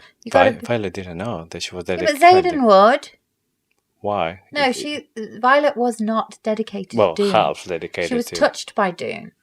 She's not dedicated, which means she does not need to go to the temple all the time. She doesn't feel the calling. She doesn't feel that. And that's what Theophany said. You don't feel the draw. She would know if Xaden was off at the temple all the time. I just think that epigraph about Malik is so... Maybe it's all... But she would say the other who caught... I think she needs to go and talk to that priestess in the next book. Or she's just talk to Oric. She won't. No, she won't. Well, after all the time they take to get the research from her own dad. Yeah, she might find out in book 5. Let's not hold our breath. When they're talking about the research, Ridog is the one who says as well that, do you think the Irids is short for iridescent? And everyone is like, yeah, obviously, like, of course. Which means it's definitely not. We've talked about that though, haven't we? Yes, but something that I found really curious about Irids or iridescent as well, because iridescent is just something that changes color depending on the point of view, like a bubble. But it's coming as well from the Greek gods of the rainbow. It's called Iris, and Iris, it was a messenger between gods. So it was the messenger from the gods to the people, and it was always going to Earth from Mount Olympus in a rainbow. So I find it curious because Andarna is kind of like a messenger from the 7 Dead Dragons to tell them how humanity is doing it. So that was like that's why she was left behind. Is it more literal than that? Is Andarna are the 7th Den the messengers from gods, and the gods are trying to determine if humanity is ready? So far, it seems the 7 Dead Dragons are like they're full magic. They're not feeling like any connection with Earth, or you don't see them struggling even when they are so far away on the continent. But is that because they have the power of the gods? If you think about that like Greek mythology, that they actually have, they're the link between the heaven and they channel from the sky because they channel directly from the gods. They travel to Earth in a rainbow. They can change their colour like a rainbow. Iris is, it links to all the eyes, doesn't it? The colours of the eyes, and perhaps the colours of the eyes are something else. Oh, well, no, something related to it, but possibly that in the channeling from the sky is such a link, isn't it? Channeling from the gods. Perhaps the Irids are the ones that are linked to the gods, and possibly that's why Tairn says dragons pay no heed to your puny gods because they're pissed off that all the Irids went, and they've been brought up to be like, the gods are nothing, they just leave you stranded because the Irids left. And Tairn doesn't know why he pays no heed to the puny gods, because he's been raised to pay no heed to the puny gods, because the Irids have always not been there in his time, in his life. Yeah. I love this. This is so cool. I think there's definitely something in that. All authors draw from kind of mythology, inspiration and that kind of stuff. So I see it from that point of view. Yeah. Yeah. And I believe when you have that point of view, that gives you ideas how this character can go. Yeah. So from the moment where I knew that she was like a messenger, and then the Irids as well, I was like, oh, maybe there's something here. Yeah, yeah. I just want to talk a bit about how, like, the relationship between Jesinia and Sawyer. I think it's really nice to see this bit. She's kind of a badass, being kicked off the Adept program as well, and that's definitely a punishment for her choosing erasure, and it's deliberate because specifically Violet makes reference to the fact that they've narrowed her scope of knowledge, they've restricted her access. That's the reason Markham's done it. It's not because of punishment, it's because she now has like unfettered access to books. He didn't see it coming that Queen Mariah would give access to all of her books instead, but she does seem to have access to the King's Vault because of the deal that Violet did with the Scenarium. But I would say, yeah, they've cut her off from a lot of stuff, but I wouldn't want any of that shit anyway. I don't want any of Markham's books. They're not worth the paper they're written on. Got nothing in them. So they're talking about everything that Jesinia has been doing about this research. She started to notice that in all the books they have there and in the archives, there's a lot of information that is not there. And the only information that she's getting some values from the books from Queen Mariah. She's happy as well that Queen Mariah sent the books because they had a lot of information as well at there. But she found a journal from a General Cadau, I think it's called. And she said that there's some pages missing as well. And there's some information. There's everything I pointed out to the second Cropland Uprising. Here's when we start to see that, we need to get some more information as well. And that information is... And so what else? Yeah. Daddy Sorrengail. Research. Was it Daddy Sorrengail that ripped the pages out? Is that obvious? Did he somehow get into the vault? I don't see how he can do it because we're assuming that this journal will be in King's Towery. Yeah, but he could be he could be trusted at that point. He could have been brought into the knowledge. He was allowed in the vault. His connection with Lilith, his connection to Markham. He was very close to Markham. He was on the Adept path, I presume. I don't think it ever says that, but why wouldn't he have been allowed in there? Yeah. I was just wondering if when you start to see that maybe they were so desperate for dragons and they want like the dragon eggs or something, maybe when they start to see that connection between feather tails and dragon eggs. Yes, so they need his research. And finally. Yeah. And they need Dane to do it. And Violet says he left Navarre, not his father, and trust me, there's a difference. And that's just a link back to her mom, isn't it? Yeah. So 3 days pass and now they're in Batterbrief. Yes. Can we talk about the map? Sure. Signison, we've talked about this already, but Signison is not targeted. They've not sent their cadets. It's majorly sus. So let's keep an eye on Signison, but I predict that something is going to happen in the 4th book where Signy's going to steal some eggs. Yeah, maybe we're going to have kind of like a civil war in Basgaeth, flyers against Dragon Riders. Yeah, I think we're going to have a Signy uprising.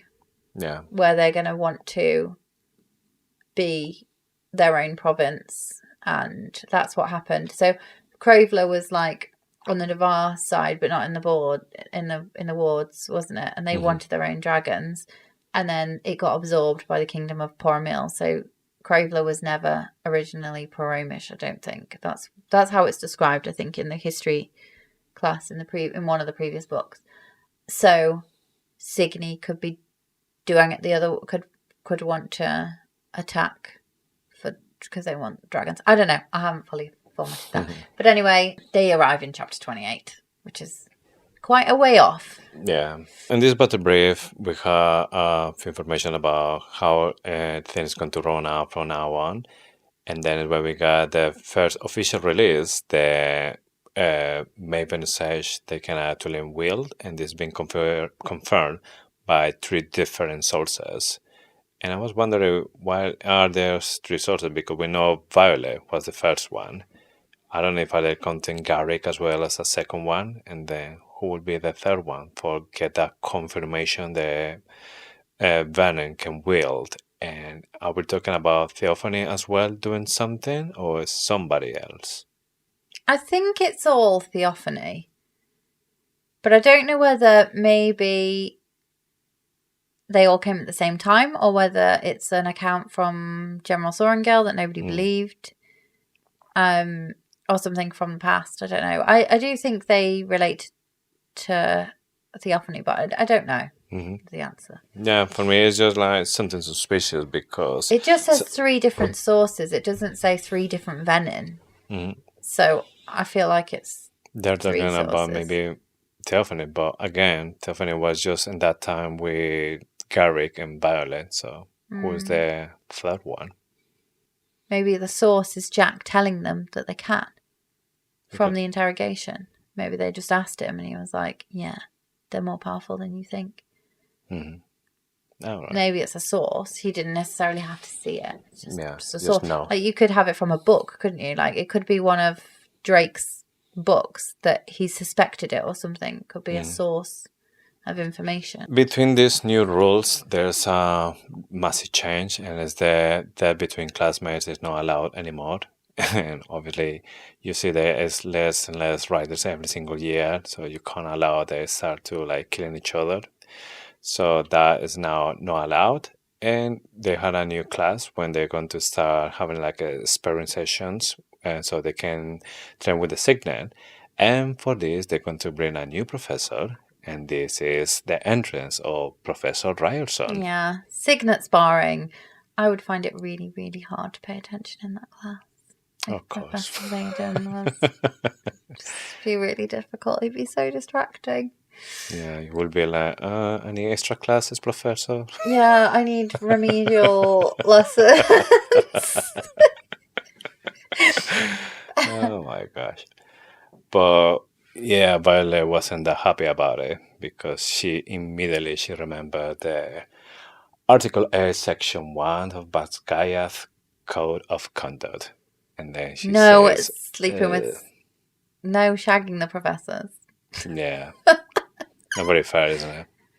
No, I mean, they're all 21, but yeah, it's a bit unprofessional, isn't it? It's like I guess, abuse of power. It might be to avoid that, isn't it? Where you also like want to get good grades.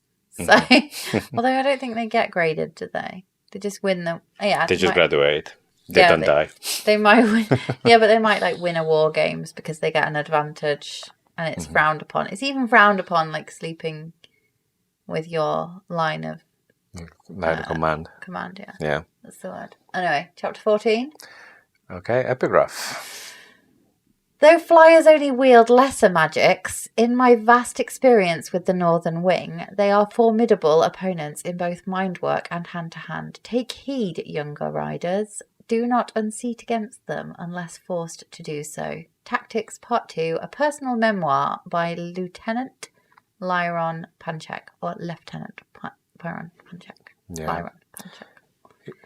He sounds so nice here, just saying like younger riders, like he's like, I don't know, that grandpa or that person giving like wisdom. Yeah. And until you see the Panchak talking, it's like, Couple of things. Why do griffins only channel lesser magic? Why do they not develop a signet? Is that the kind of clue that Venin need to be more powerful because it's something to extra counteract the dragons? mm-hmm. Do you see what I mean? Because the griffins don't counteract the dragons in power, in terms of power. So hand to hand is good unless the magic is good, but they're gifts. They're not like lightning wielding or shadow wielding or anything. Yeah. But I mean, none of them actually have like magic. I mean, they're like the key for the swords, dragons and griffins. But Venin, they are the one who actually are like the one who have the magic. They channel it. So I think they're the equivalent. They're not the equivalent of humans. They're equivalent of dragons or griffins. Yeah. Because they're the ones that are physically channeling. They're the channeling. They're the siphon. Yeah. Basically.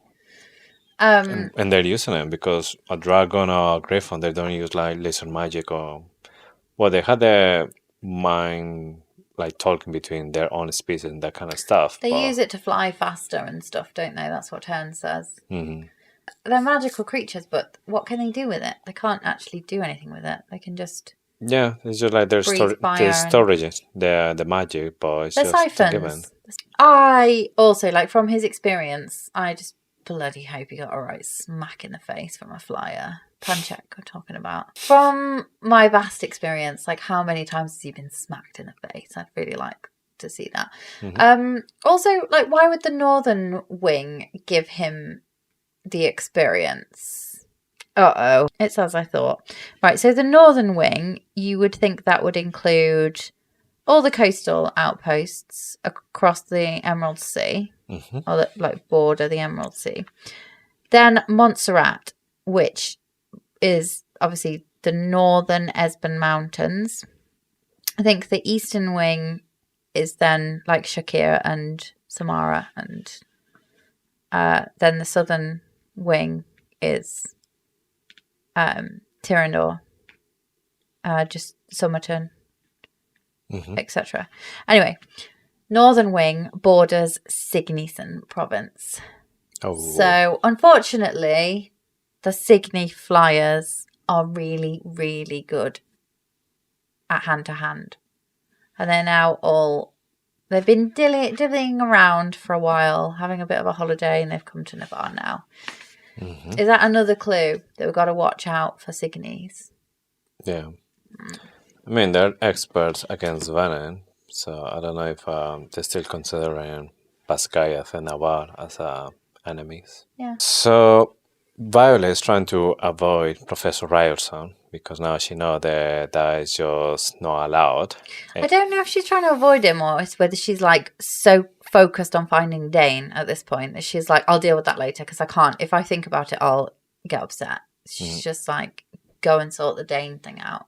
Yeah, I guess it's just like roller coaster emotion for Violet because first she sees Xaden, so she's happy, like he's fine, he's back, he found a way to stay here, and then he's a professor, and shit, I can't be with him because now it's my professor. So it's like, yeah, she have it close, but at the same time, like she feels far away. Then she sees Dane as well, and like, okay, so maybe I'm gonna focus now on that, and she goes straight for Dane. And then is just having a little chat with Bodhi. And she goes to talk to him and said that I need a favor and I need you to get something from my dad. And he straight away he said the research. And for me it's like, how he knows? Because he was working on it with them. And what? In the research? Yeah. No, this is the first time when we actually gone for the research. No, because he was training them. Violet knew about it. He was training them, and he said he was trying to teach them. He was trying to teach them about the Feathertails. But at this point, I was thinking more like he could be like a letter, something familiar, something, there's just for Violet from her dad. But he straight away he jumps to the research. And then she said like, yes.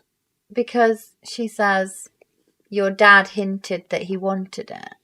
That was after. That was after it. Because he said, well, just tell to my dad, I'm sure he will give it. They were best friends. They definitely knew about the research. And he was so close. And there's also a moment where Brennan says, somebody says, how did he turn out so decent, half decent.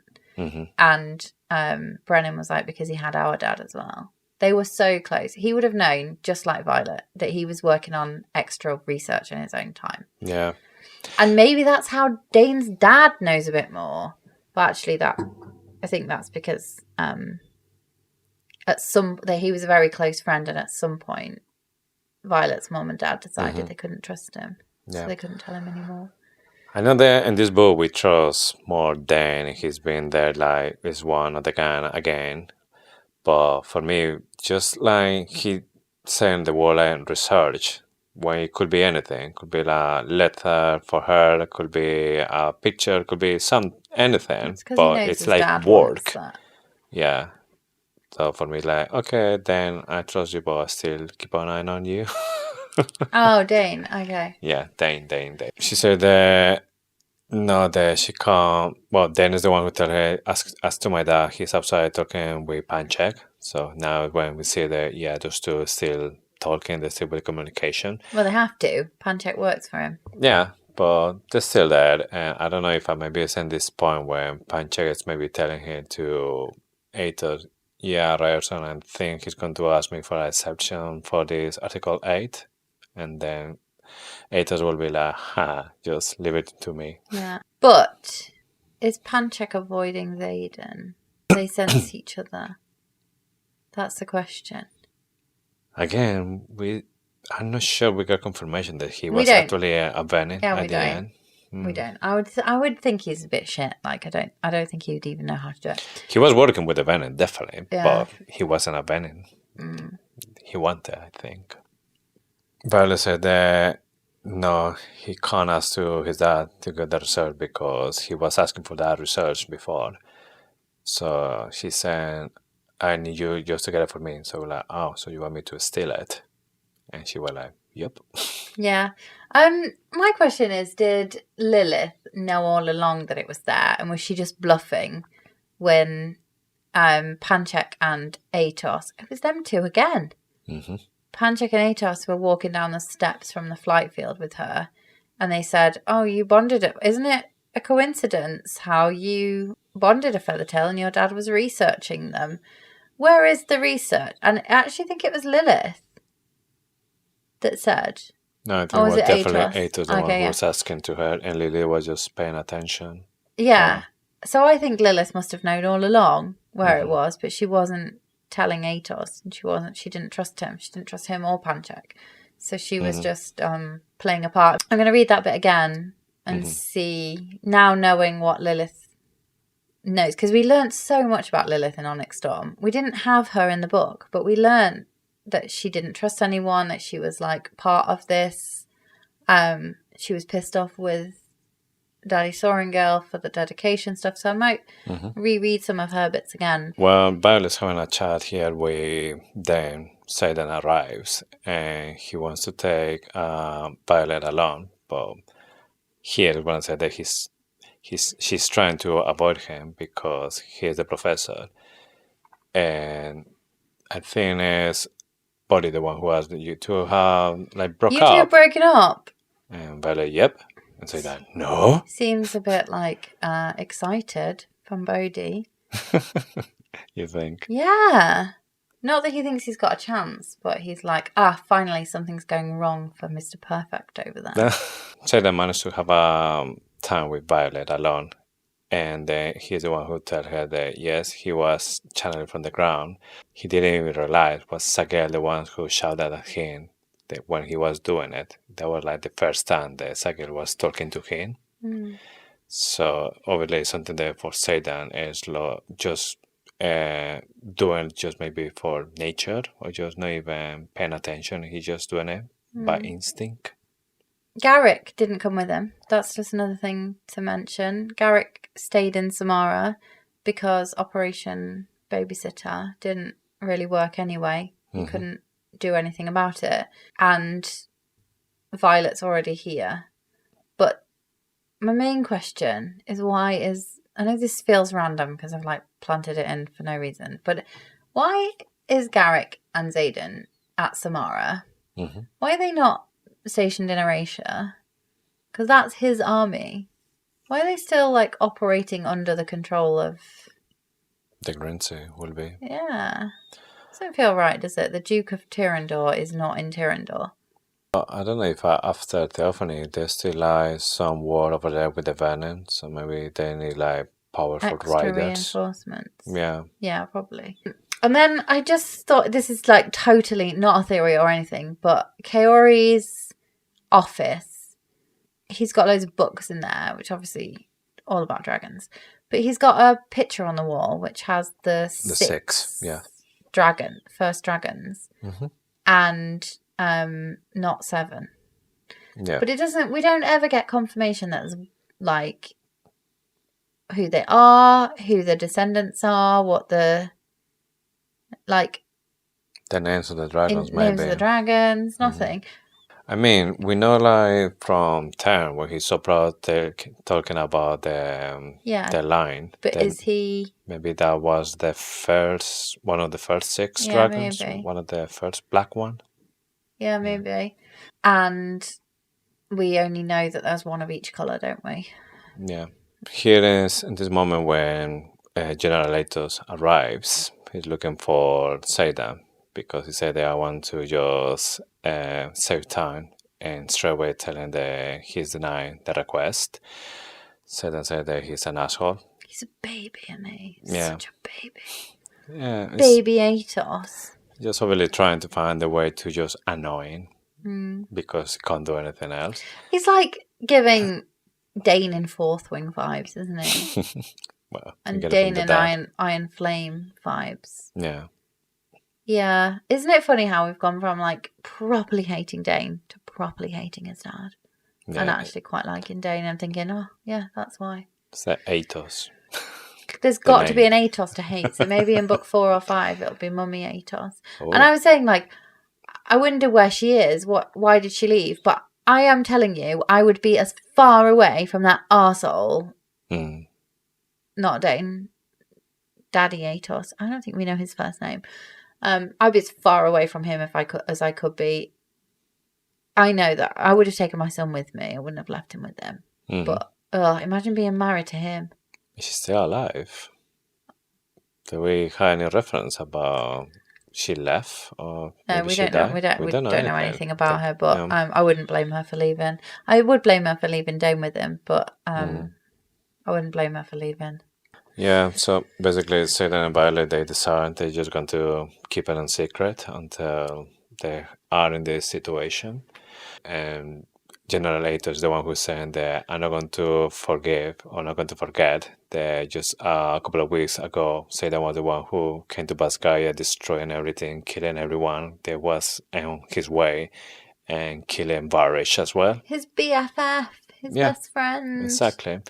But it's Violet the one who tell her it wasn't Xaden, it was me. And then it's like, and she could have been like, actually, it was your son. Yeah, but Dane was waiting for her outside, and then Daddy Atos just leaves, and then it's like he was listening, and then he was like, "Whoa, it wasn't you the one who killed him; it was me." He said you did the final blow, but it was me the one who killed him. Yeah, but it didn't kill him because killing him means that he is dead. Yeah. He hurt him. But yeah, but I think intention matters here. I think that Dane wants the credit for that because he rebelled, he killed him. He wasn't just wounding him, it wasn't just like maiming him. He intended to kill him. The fact that we'll never get confirmation of, or we might get confirmation of this, we haven't got confirmation of it, and I think it's a mystery, and I think that Rebecca Yarros might keep it open. But the fact that Varish didn't die when Dane stabbed him with a sword, you don't necessarily die when you get stabbed by it. Depends where you get stabbed. But the fact then that they used an alloy hilted dagger when he like stood up with a sword in his stomach makes me think he's a Venin. And I know that everyone's like, oh, the world isn't split into Death Eaters and good people and Death Eaters, but I do think there's a few things. Like, I think Solus and Tairn and realizing that he wasn't powerful I think he's unhinged enough to just channel when he can. He was also on the Eastern Front, so I don't know. Yeah, for me, I still have the feeling that he's still alive somehow. Yeah, or soulless, at least. Yeah, but for me, obviously, we had that feeling that he was a Venin. And the thing is, if he was a Venin, he was stuck with Dagger Hilton, like you said, but he was in possessions of that Dagger Hilton all the time. There was reference with Violet, where she was in the chair, that she can see the daggers, Yeah. and he have it. I can't just believe that he didn't maybe drain that if he was a Venin, because he must feel the power, because Jack was feeling the power when she was feeding him, basically. And maybe those daggers were just regular daggers with no magic. Yeah, maybe. I just maybe realised that we never really got confirmation what the other runes were on the daggers, did we? The one that she lost in the cave. Yeah, well, all of them. Also, so Dane says his father is beyond help, clearly. Mm-hmm. Is that Venin related? I don't know if it's just because he knows his dad so well that when he has something in mind, he never changed the opinion. He just, it's how he is. Yeah. So we get to Monday, and now Violet has a meeting with the squad. The quest squad is what Riddick calls it, isn't it? It's not what it's actually called. So they're having this meeting, and Violet can tell straight away they have no clue what they're doing. They're just trying to improvise. And it's just a mess with everything that's going on there. Grady's stressed, isn't he? He's not had a shave. He's not made an effort. He's just stressed. He's got imposter syndrome. He knows he's not the right person. Like, he was a decent teacher. He's a decent teacher. Just don't think he's got it in him to do the strategy. Why did they pick him? Yeah, well, I guess because they had to go to a mission where they had to go to outside the walls, and he is the professor to survive outside enemy. So he should be the more prepared to survive outside the walls. But I think the problem is that they put him to look for something that he doesn't know exactly what it is or where to find it. And he picked Aura. Right, I've got stuff to say about this. They're having their conversation there, and then Xaden's arrive, and they start to looking at him like what he's doing here because he's not invited. But then Xaden is the one who said, "Boy, I've forgotten that Tairn and Sgaeyl can be separated. So yeah, you're welcome. I invite myself and he's here." like, all right then. And Jesinia doesn't add them to the list. They're having discussion here, and even there's a time when Violet is telling it what she thinks, and she said that they need to go to the Isle Kingdoms. And they were like, what, to the Isle Kingdoms? No, that is just crazy because they are like dragon killers. We can't go there. We need to go to the north, the opposite direction. And she was like, oh, for fuck's sake. Yeah. But at least we know that Mira's going. Yes. And Grady refuses to accept that the Tirish army is under Xaden's command. And that is like him directly going against the second Erasure Accord. He's just like Aura Bindhaven. Like, no wonder. It surprised me. I thought Grady would have gone with them to Erasure. Everything we knew about Grady last year, I just feel like he was good. But he's prejudiced against the Flyers. He's not invited one of them. He's also not accepting. So if Xaden says, you could have just asked me, you didn't need to wait for a response from General Tynery, because Mira is under my command. Well, Ulysses and Suri and Ulysses. We didn't learn anything about Suri in this book, did we? No. But it did turn out he was always going to take Mira, so obviously her reputation is very strong, even for incompetent Grady. But yeah, the fact that he asked the leader of the southern wing from Navarre and not the Eurasians, that makes me feel like he's not great. In the end, they decided going to the northward coastline. Yeah, do you think we'll ever go there? Do you think we'll ever go north? We need to go a lot of places in the continent. We're still not going to the Barrens. Not been to the Barrens, not been to the Vale, which is very close to home. Yeah. We've not been to the Loyal. Uh, We've not been to the Bay of Malak. Mhm. Yeah, sailors don't return from the deepest waters. I get the feeling that we won't go in the North Sea, but I just wonder why. Because it's rough, and it might be that they just don't return because it's rough and they haven't got great boats and there's nowhere to fly. Like, there's nowhere to land, so the dragons can't fly for that long. But is there something? Is there some kind of magic or tempest? Maybe animals in the sea. You have dragons. Maybe you have Kraken. something. Yeah.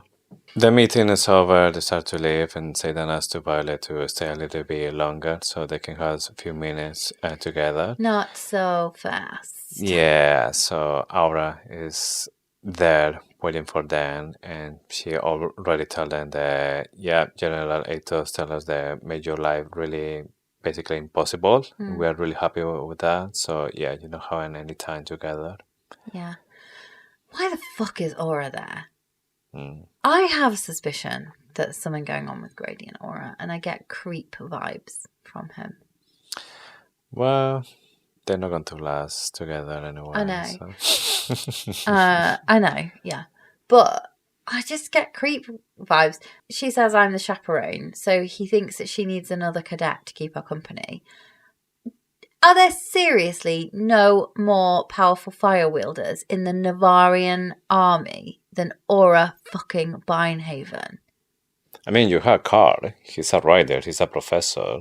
Where is he right now? He'd be even more annoying. I don't know. Aura Binehaven. Ugh. I mean, Carl was annoying just because he was maybe usually teaching Violet, but when he was with Varish, he was the one who like telling to Varish that you're going too far. So at least he's not like bad person. Yeah. But there's got to be more powerful fight. The only reason she's there is because Grady's sleeping with her in the background, and it's gross. Get creep vibes. He's abusing his position of power, and she's Violet in the Article 8. Yeah, she's sleeping with him because she wants to be on this special squad, and she wants ugh, she's just awful. But anyway, yeah, like you say, she probably want to put in the CV and be in the quest squad. Yeah. Yeah. No, well, they're gonna. We keep saying, spoiler alert, they're gonna die, aren't they? Mm-hmm. And we'll all cry, and it'll all be terrible. Yeah. No. We always say, "Oh no." Anyway. Yeah, I went. I can't remember. I think we'll have to find my reaction because I know that it was recorded. And I was like, meh. Right, Jesinia's amazing. We said this at the start of the chapter review. That's amazing. I find it really hard to take minutes in meetings because either you talk. Well, I talk a lot, but listening to everyone, you get different ideas, and you're thinking of stuff when people say it's really hard just to write minutes, and all these people signing at the same time. Although it would be at least they're not shouting. At least you can. But how can she keep track of? It's amazing. She's just such an incredible scribe. Mm-hmm. And it's no wonder that she ultimately becomes the curator of the scribes, and we know that from the beginning of the book. The epigraph of epigraphs, the intro to the book. I think that's the end of the chapter, isn't it? Yes. Anything else to say? No, I think in this chapter, obviously, we start to see the group. They're going to find the Irids is taking shape. Oh, but and it's not working very well right now. 12 people he's got. Mm-hmm. And he's picked, I think it's probably 13 when Xaden joins. It's picking one of each, basically, because it had a fire wielder, air wielder, an agrarian. What else? Probably it has Lightning shadows. Infantry. Liaison. I don't know. It's 12 people, but and the shield. So Mira when she comes. But no, there's 12 on the table when Violet's at the beginning, so that would mean there's 14 in the squad. But yeah, just he's picked a load of shit, hasn't he? Yeah. He said every one of these people I trust, but one of them, I think the infantry liaison clearly doesn't trust him because she just keeps back chatting him. incompetent. I don't think he's a bad person, although I do think he's a creep. I don't think he's a bad person. I think he's just out of his depth. So imposter syndrome. We've all been there at some point in our career. Where you're like, how did I get here? What am I doing? But yeah, it's just ugh. I think they should have put Mira in charge of the mission. Although she's a narration, they wouldn't have done it. They wouldn't have done it. But if it was like, I think if Lilith was still alive, Mira would be leading that mission. Yeah. Well, we know this group is not going to work very well. It's not going to last. And then from that, it's Violet, the one who's going to take the control. Yeah. And then we start So to see the real one. Annoyed for too long. True. That's a good thing. Yeah. Okay. Right. So, Oryx Auguries. So this is the part where we, based on our favourite prince's signet, we recap our favourite either moment of foreshadowing that you believe is foreshadowing for a future book, or favourite theory that we've talked about today. Do you have one? Yes, my favorite for this episode is the Sage and Maven. They can change their appearance and they can look completely human or normal. Glamour. Yes. Yeah. I do like that one. My favourite theory from today was magic was accessible to everyone. Venin were some kind of former wizards and the dragons became the gatekeepers incorrectly or not. I also like, actually, can I change my mind? Well, you change your mind. Never seen here in Faithfully Fantasy. I'm going to change my mind. The theory that or the link between the gods that you came up with, Iris, and that the seventh den are actually the messengers of the gods. I like that one. Okay. I like both. Yeah. Okay. So sticking with the theme of precognition, the epigraph for chapter 15 next week. Some combat signets are fearsome, but any rider can be brought low by two things: lack of a shield or a group effort. Never give the enemy the advantage of surrounding you. Griffins of Poromil, a study in combat by Major Garion Savoy. Okay. Okay, we'll talk about it next week. Shall we enter the interrogation chamber for the second time this week? Because we've been in there with Jack. Yes, so let's go into the interrogation chamber. Yeah, last week we asked which part of the Empyrean world would you visit if you were a distance wielder? Where'd you go? I really want to go to the Barrens. I want to know what's going on there. How do you know? They sent me a postcard from there. Yeah. It's a desert, it's maybe... It's barren. Yes, that's how it's called, but it's like...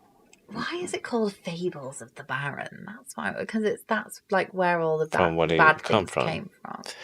So I just want to go there to see what's going on. I don't want to go there because I think it's beautiful. Or there's a resort there, maybe Venin Resort. Yeah, why would they drain the land that they live in? Why wouldn't they just move? Maybe it's a paradise. Yeah, maybe they just drain like the edge, and then everyone from outside say, "No, there's a barren. There's no point to go there." But then you cross and it's like a tropical paradise. And we had the Venin there. Yeah.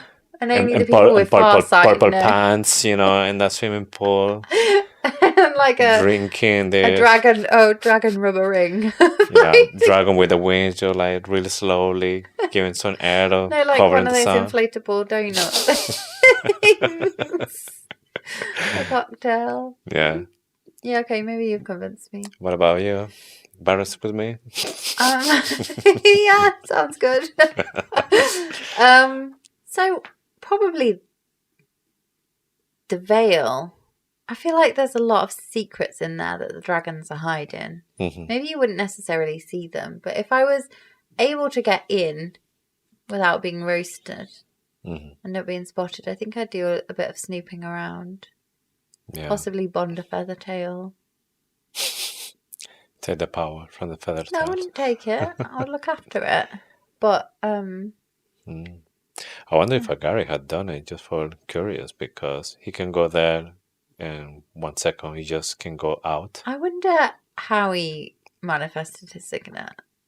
Yeah, imagine he was in the toilet Was and that then... an accident? Could have been. Could be like really, really desperate for the toilet, and he like one step and he was there, and he was like, "Oh, Yeah. I don't know." Yeah, that would be funny to Yeah. find out. Okay, so next week we are gonna. This week in the interrogation chamber. Mhm. Who is your quest squad? Who makes your quest squad? I'm gonna set a different rule. So Grady has 12. Like maybe let's say 10 incompetence. We only get 6 because we're going to pick competent people. Mm-hmm. You can't just pick Iron Squad. You got to like use some Other brains. people. Yeah. Mhm. Let's throw this out to our listeners as well. Okay. Add comments to wherever you're listening to this podcast, or send us a message on Instagram, or we will put it on a story question box and see the response that we get.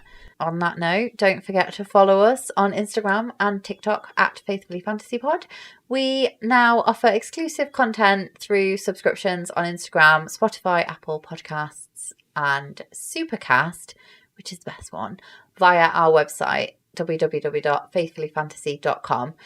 There's so many options. There's definitely something for everyone.